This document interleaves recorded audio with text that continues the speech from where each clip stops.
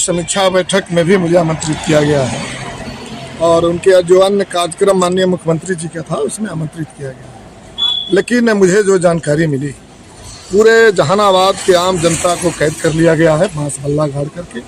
पत्रकारों तक को फटकने नहीं दिया जा रहा है, स्कूल बंद है, परीक्षा की टाइमिंग बढ़ा दी गई है, फुटपाथ दुकानदारों को उजाड़ दिया गया और व्यवसायियों को हम समझते हैं कि उनके रोजगार ठप कर दिए गए। कोर्ट कचहरी और रोजमर्रे के काम से जो आते हैं लोग, उनको आना जाना बंद कर दिया गया। मैं समझता हूं कि ये प्रगति यात्रा नहीं, नीतीश कुमार जी की ये दुर्गति यात्रा है।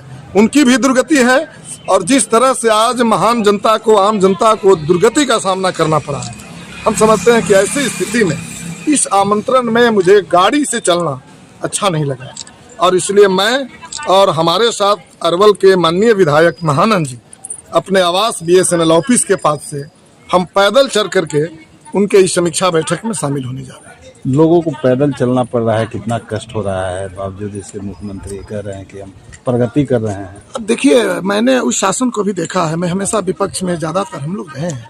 लालू जी के शासन में भी मैंने देखा है कि उनके यहाँ कहीं मीटिंग बैठकें होती थी तो जो डी एरिया उनका बनाया जाता था, जनता वो भी तोड़ डालती थी और उनका इशारा होता था कि भाई जब हम लोग बीच आए हैं तो हम जनता से मिलेंगे। लेकिन ये कौन सी प्रगति यात्रा है, सरकारी राशि के खर्च करके, जिसमें जनता को कैद कर लिया गया है।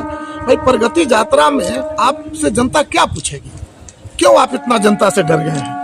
जनता ज्यादा से ज्यादा तो आपको कोई पूछेगी नहीं, आप तो यही पूछेगी कि भाई आप उन दलों के साथ क्यों हैं जो दल इस संविधान को खत्म करना चाहती है, जो दल अम्बेडकर को अपमानित किया है। यही ना पूछेगी, आपसे यही पूछेगी कि आपने जातीय गणना कराया था, 65% आरक्षण था तो 9वीं अनुसूची में डाल करके जारी क्यों नहीं रखा?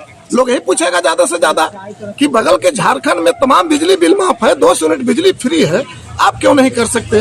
जबकि आर्थिक सर्वे में गरीबों का आपने सर्वे किया है, वहाँ जो है आम महिलाओं को जो मैया सम्मान योजना के तहत 2500 रुपया मिलता है, आप बिहार में कम से कम जो आशा है, रसोईया है, आंगनबाड़ी सेविका है, चंद रुपये के लिए जो आपके साथ जा रही है, उनको आप जाने नहीं देते। यही तो पूछते आप और इससे आप भाग रहे हैं। तो कौन सी प्रगति यात्रा आप कर रहे हैं भाई? तो क्या वजह है कि ऐसा किया जा रहा है? विधायक ने डर गई है सरकार और इनके जो कुछ पदाधिकारी हैं, जिसमें बहुत सारे रिटायर्ड पदाधिकारी हैं, इनको कैद कर लिया है लोगों ने और इनको आम जनता में केवल दिखावे के लिए इनको लाया जा रहा है।